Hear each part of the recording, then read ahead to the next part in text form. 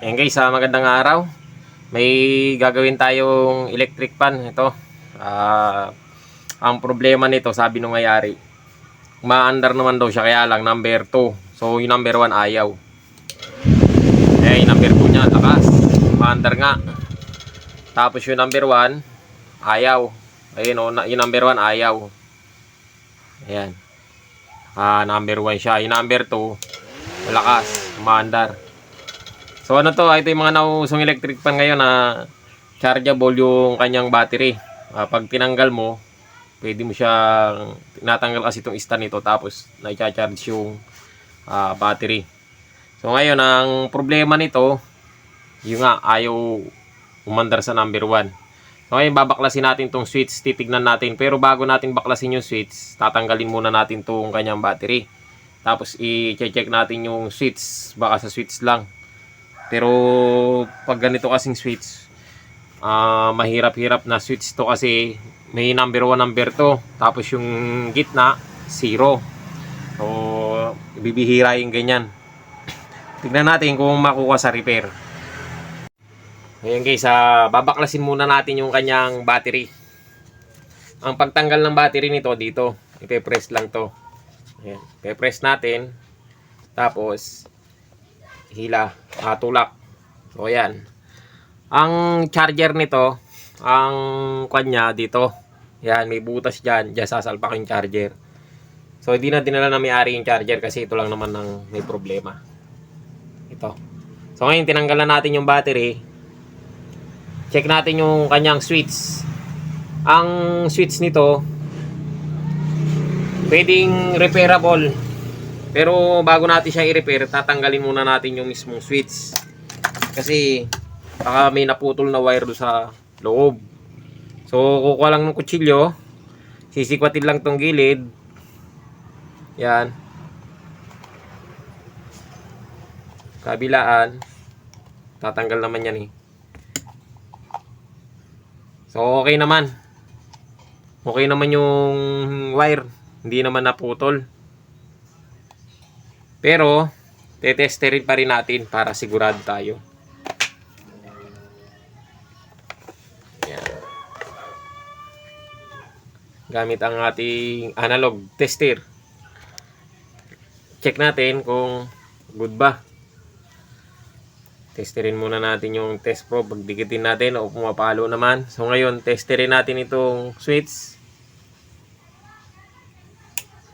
Ayaw. Kabila. Good. So yung number, okay siya. Okay yung number 1. Ayun o.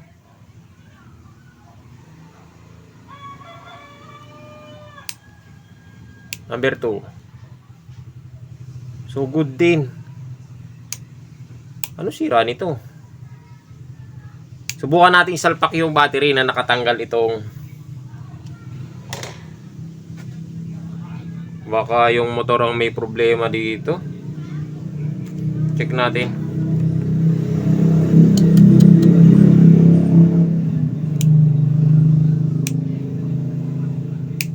Ay, motor nga ang may problema. Kasi pagka dito na tayo tumutok sa may battery, dito sa may salpakan ng, hindi sa sa may salpakan ng, ayan. Dito na tayo tututok sa may salpakan ng kanyang battery. Ayan. Nakaswitch sa number 2, pumalo. Pag 0, naka-off, ay hindi siya papalo niyan. Pagka isinwitch natin siya sa number 1, ayaw niyang pumalo. Dapat may reading din yan. So number 2 lang ang meron. So ang problema nito, hindi sa switch. Kasi buwang switch. Maaaring ang problema nito ay sa may motor na. Nako, itong mahirap. Napag-alaman nating buo ang switch. Balik muna natin yung switch nya. At walang problema dito. Ang problema ay sa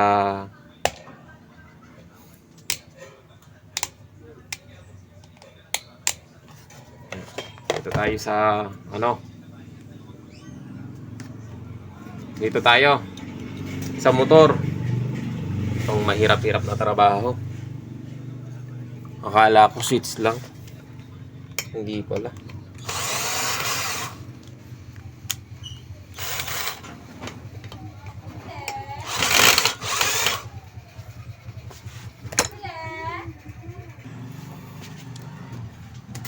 Ayaw matanggal.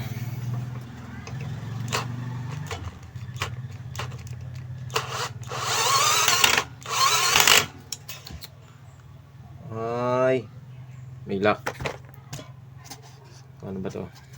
Tanggalin muna natin yung lock. Yun, tanggal nga.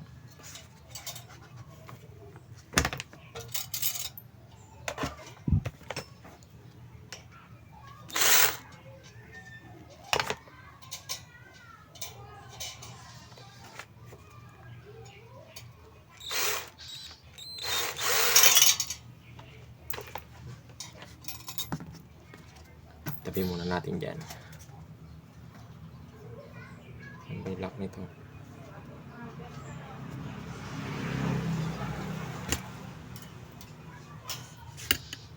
Hindi ng lock ah. Yun. O, natanggal na. Yung LC. Oh. Pati matatanggal LC nito. Ano pala? Ala range.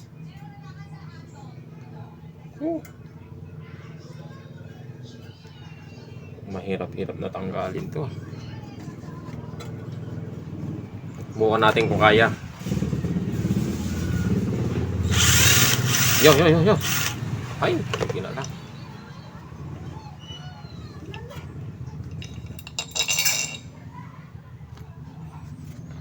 Lit-lit na electric pan, pahihirapan pa tayong magkalas. Sana kung magagawa. Masapit motor na eh. Yun.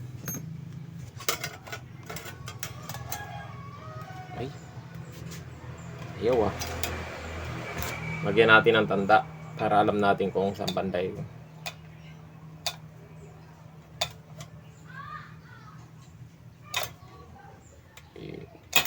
Siyempre pag mangangalag ka dapat lalagyan mo rin ng tanda. Tapos bago mo baklasin ng baklasin. Yun, tanggal na. Ay! Asunog.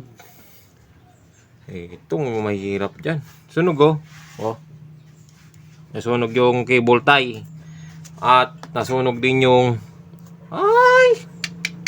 wiring. Ayun oh. Oh. Tutukan natin ang camera. O, ayan o. Nasunog o. Yan. Ay. Nag-init yung motor. Tapos, ano ba nangyari dito? Ayan o. Nasunog yung wire niya. Naputol. Nagliyab. Talagang masusunog kasi nadikit siya dito sa resistor. Ito kasing resistor, iinit talaga to. Ito kasi yung reducer ng 1 and 2. Yan, kapag ka naka number 1 siya, yung pag naka number 1 yung sa switch, magdadaan siya dito sa reducer. Kapag ka number 2, naka-direct na siya dito sa mismong motor. Kapag nagdaan kasi siya sa reducer, so ibig sabihin hindi sunog yung motor kasi umiikot. Ang nagkakaroon siya ng number 1 dito sa resistor. Ito kasing resistor niya, kapag nagdaan siya sa resistor, marireduce yung supply, magiging number 1 siya, no? Hihina dito. Pag nagdaan siya rito, hihina. 10 ohms siguro to, 10 watts. Mabasa, hindi makita. Kinalawag pa naman yung pa. Ayan o. 10 ohms, 10 watts. Naduduling tayo eh. Ano ba? Ayun, 10 ohms.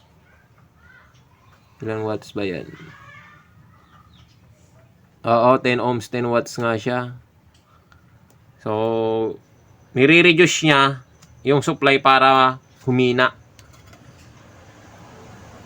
Anong gagawin natin ngayon dito?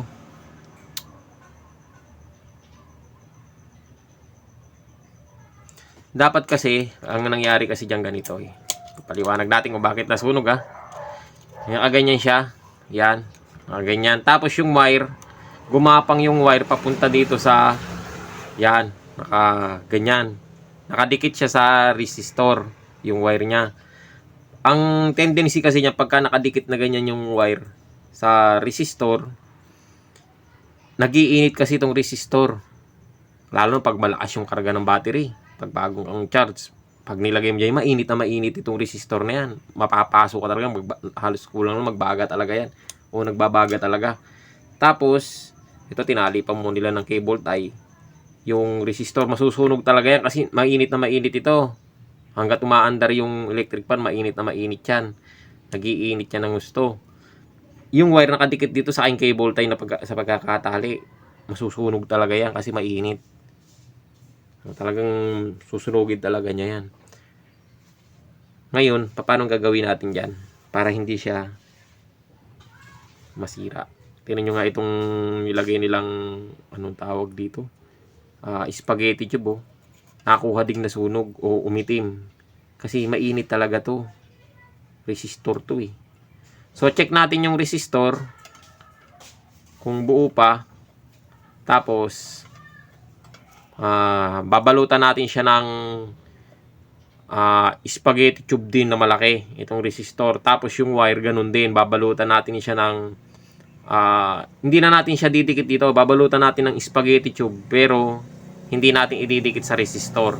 Tapos yung resistor, babalutan natin siya ng spaghetti tube para yung itong dinamo, yung bakal niya hindi rin nag-iinit kasi nakapakat siya dyan eh. Pero i-check natin itong resistor. Subukan muna natin i-check. So ayan. Tutukan natin yung resistor ng tester. Kung pumalo, buo.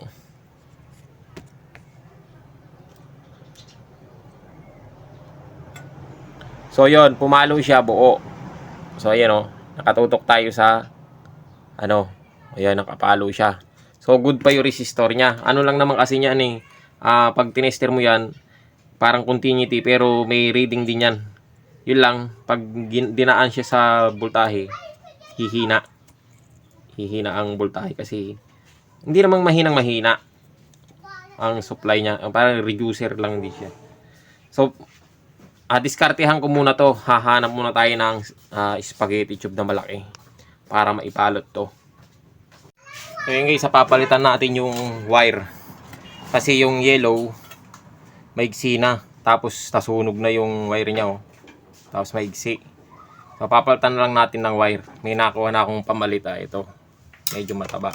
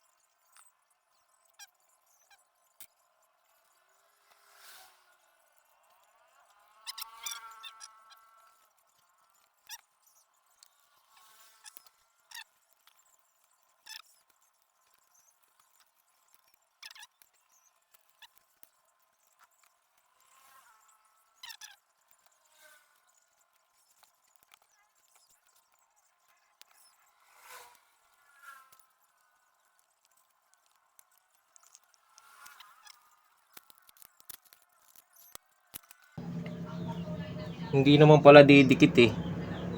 Pwedeng hindi naman dumikit yung resistor. O kahit di na siya lagyan ng cover.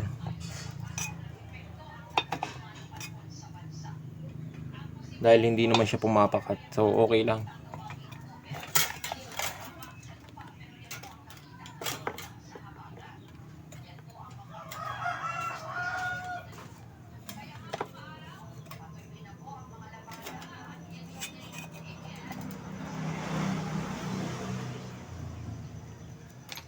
Ito tayo sa isa.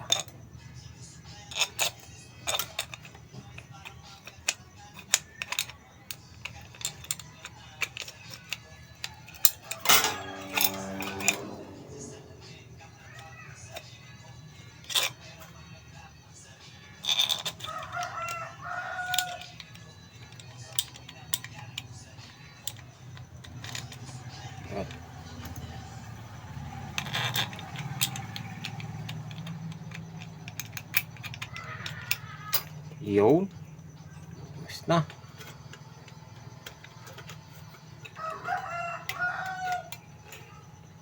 Totornilyo na lang natin.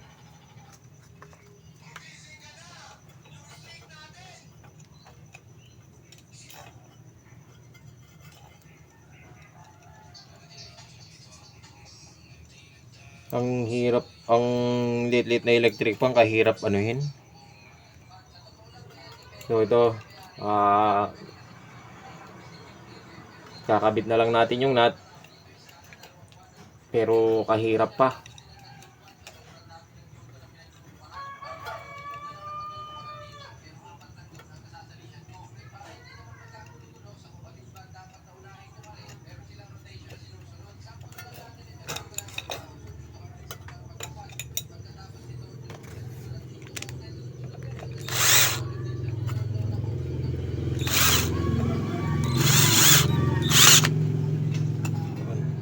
Kabila. Electric na to, lit-lit eh, hirap gawin. So, okay na. Dito na lang tayo.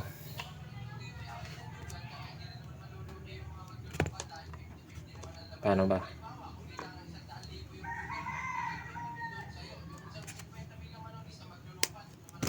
Ito.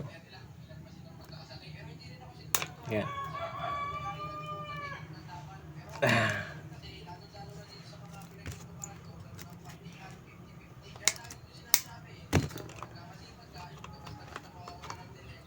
So, yung gray, itong gray, ang ihinang natin dito sa ground, sa kabila. So, wala namang kalito yan eh. Tapos yung red, saka yung yellow, dahil wala na yung red, white na. Ito, red to. Ito yung dating red kanina. White na ngayon. Tapos yung yellow, yellow pa rin. Ito yung number 1.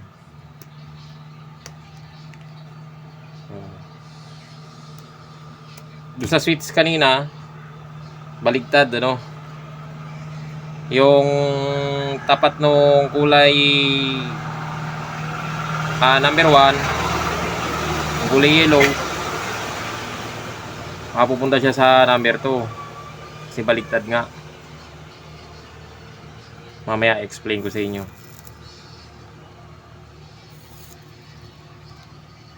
So unahin natin yung ground. Yung ground kasi nito, ito.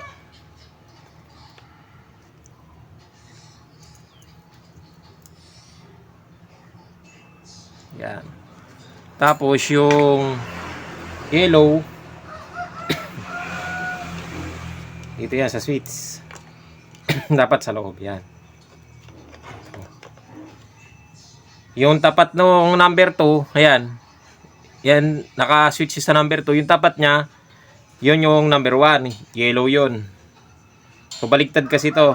Yung sinasabi ko sa inyo, baligtad. Kapag nilagay nyo dyan yung kulay puti, malakas yan. Ay, mahina yan. Magpapalit sila. Yan. Tapos yung kabila, kulay red, kulay white dito sa tapat ng, ay kung mainit, tapat ng number 1. Tama ba? Ito yung number 2. So makikita natin mamaya kapag kabaligtad, pwede naman ninyong baligtarin din. Hindi naman masisira yan kahit magbaligtad kasi yan. Switch lang naman yan. Wala namang kaso yan.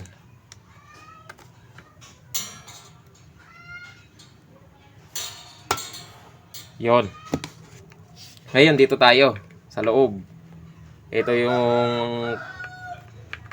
hindi natin alam kung tama ba. Kung pa ganyan.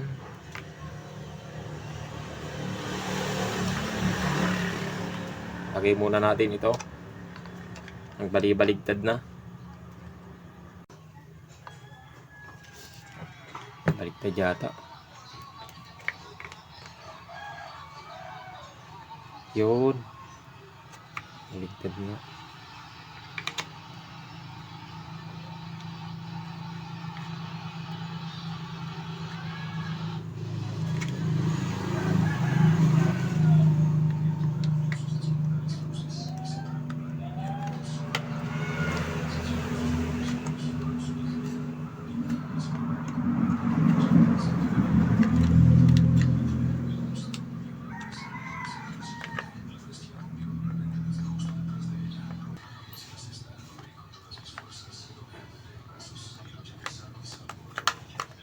Yun. Tapos ito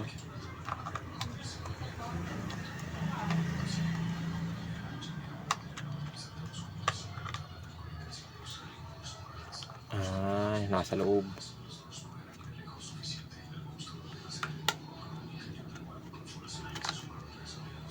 Yun.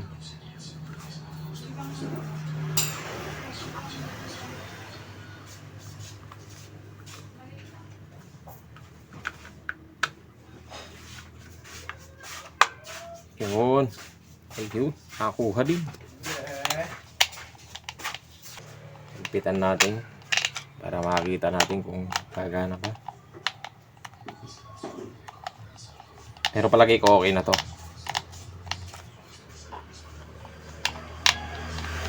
Okay na. Yung battery, testerin muna natin bago natin siya ilagay. Baka tayo ay mabigla, mabulaga. Testerin natin dito. So yun, pumalo na. 0. Number 2. Number 1. So okay na. Ngayon, testingin natin, ikabit yung battery. Yun. Test natin sa number 1. Ayun. Lakas oh. Number 2. Lakas nga. Ang nakakamisyonog ah.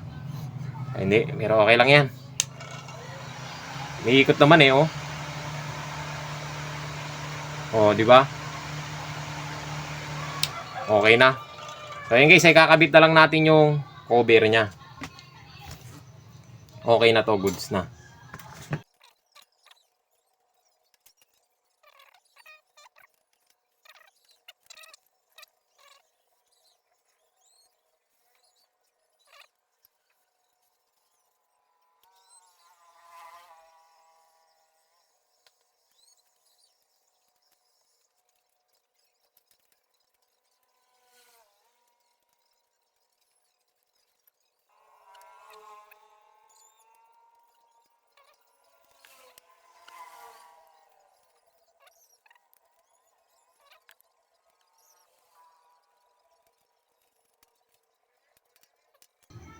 Oh, okay na yan. Ayan guys, testing natin uli. Yun. Number 1. O number 2. Yun, lakas. So ayan guys, okay na. So ang naging problema, hindi pala yung switch. Akala ko kanina yung switch, yung palang wire niya sa likod sa may wire ng motor. So nasunog. So yun guys, hanggang dito na lang yung video natin at sana nakatulong sa inyo yung video na to at maraming salamat sa panonood.